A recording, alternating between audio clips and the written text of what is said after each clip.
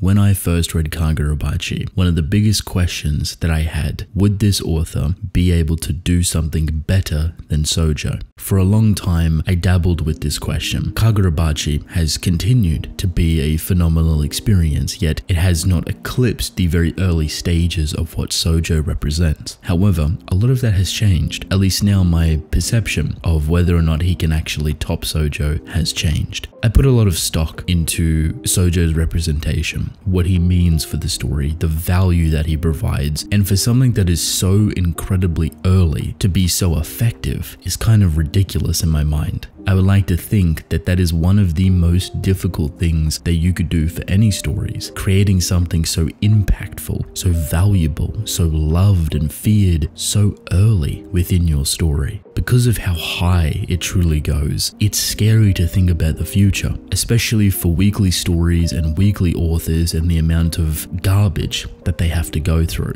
So many different problems and things can happen. The weekly writing experience and the weekly burnout for authors is unfortunately becoming more frequent and more common. It raised that question. Could Kagurabachi survive? Could it continue to do better than what Shoujo brought into the story so early on? If for whatever reason the author could do it, continue to do it, continue to replicate it and evolve it into something much greater, then Kagurabachi would be perfectly safe and it would continue to thrive and be the story that it is today. We are not all too far within the future, but we have completed the next arc and it has given me a much better perception on where this story is going and how this author is going to handle things. Because admittedly, I was concerned. This arc didn't really excite me as much as the early stuff within the story. We're still fresh. We're only 43 chapters in. The more the author delved into the semantics and its characters and how it wanted to portray a lot of these themes started to fascinate me. And there was nothing revolutionary about that approach, yet it felt very genuine. I think a lot of the story of Kagurabachi, a lot of its characters, a lot of its actions, even the portrayal, the artistic intent that goes into it feels very genuine. And I would say the meaning of what is genuine is different for everyone, but for me, it just felt intoxicating. And then that spiraled and continued into this arc, and before you know it, you have something so beautifully shaped and formed within your hands.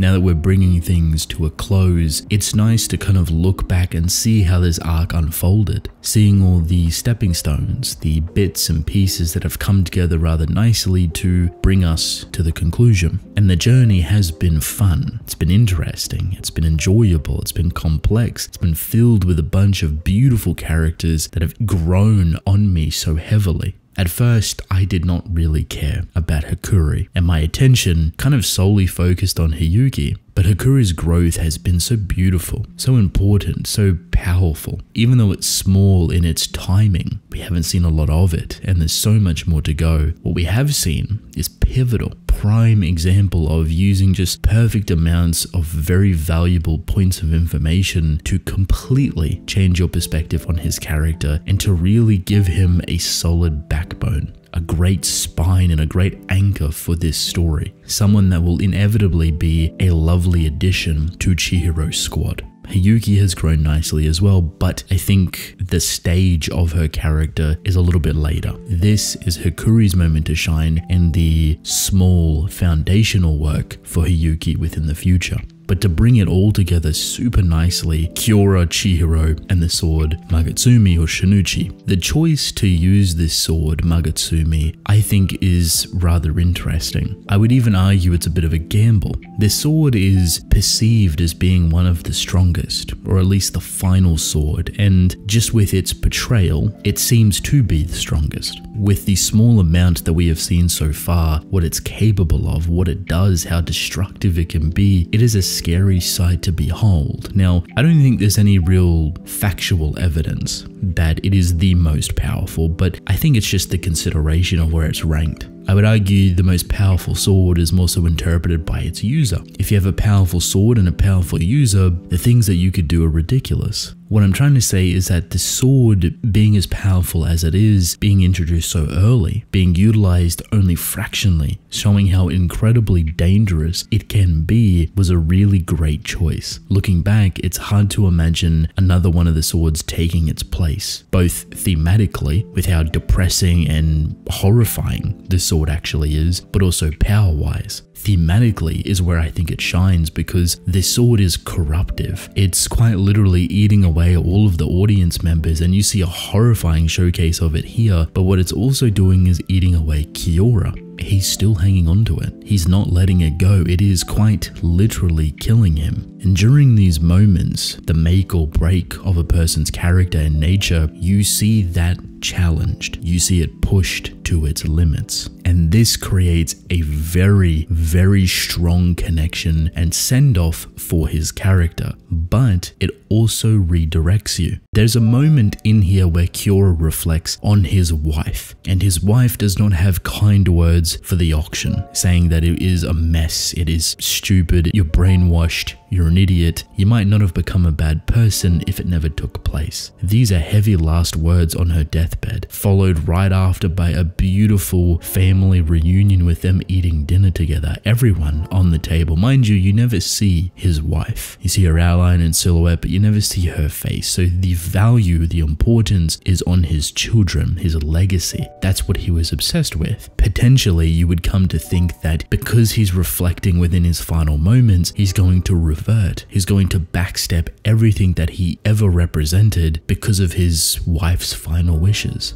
the mother of his children. Funny enough, no, he doubles down. He shatters all of that memory, all of that reminiscent, to double down onto the auction that this is his duty, what I believe to be represented by the person prior, which is his father. This is a crazy conflict of interest, and arguably one of the best moments for Kiora as a character. The make or break point when he is on death's door, even while reflecting on all of these beautiful moments and what could have been, contrasted with the duty of upwielding the auction and keeping it going, is such an incredible internal struggle, point of conflict, but also determination and persistence. Unbelievable persistence, and he stays true to it. But that doesn't mean he's necessarily ignorant, and that was the one thing that really caught me by surprise. Okay, so he's not regretful of the auction and the lifestyle that he could have had with his wife and children, but he's not ignorant to the idea of it either. Instead, he acknowledges the full part of his commitment, and I really need to emphasize how I think that's incredibly powerful. The only reason you know this, however, is that during everyone's struggles and desperation to free the captured from Kyora's storehouse, mind you, they're running out of time, Hakuri is also struggling by pushing himself to the limit, everyone is on their final legs, and I think this is why it comes across so potent. Everyone's giving their all, not backing down. Chihiro, but more specifically, Hakuri and Kiora, they are of the same coin, the same fate, the same mindset, yet they're opposites. Kiora has been obsessed with the auction, obsessed with fulfilling a duty, patriarchal role, but he never had faith in his son. He never seen what his son was capable of. He never believed in him. So in his final moments, and this is what I mean when I say that he's not necessarily ignorant to the idea of that lifestyle, he says that Chihiro was right, that all along, if he had faith in Hakuri, if he believed in Hakuri, it might not have ended like this. And you can actually run this sentiment to all of his other children, to even his entire lifestyle, that if he had a bit more belief, that if he had more trust and more care, then maybe he wouldn't have been such a bad person. When you angle this with Hakuri being the linchpin to it all, the center of Kyora's kind of downfall, having that backing of his wife and the family he could have had and the shattering of those memories, actually insane. Super great, super well portrayed.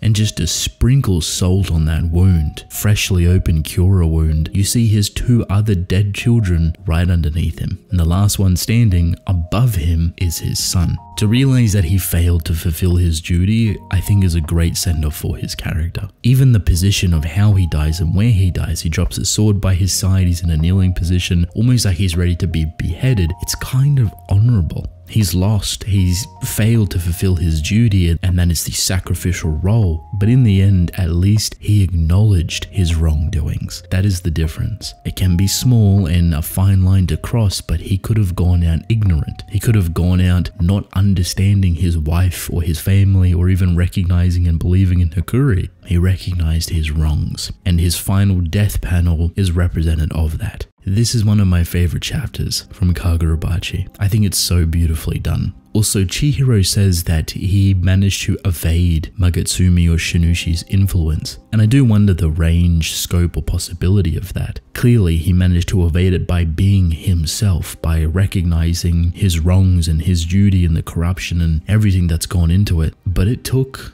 a lot to get to that point. And considering this is only a fraction of what the sword's capable of, I do wonder if wielding the full sword just pulls you into a trance that you can't come out of. Like you're just a husk of your former self or a slave to the sword and its influence. It is a scary thought and sight to behold, but makes for some very exciting situations in the future. I for one loved every moment of this. Some beautiful artwork in here, and I'm very excited to see where we go next. This arc has come to a conclusion. It has put a whole new faith in me that this author can continue to write incredible arcs with incredible villains back to back to back. And we are not even 50 chapters a year into this story. We have a super bright future ahead of us.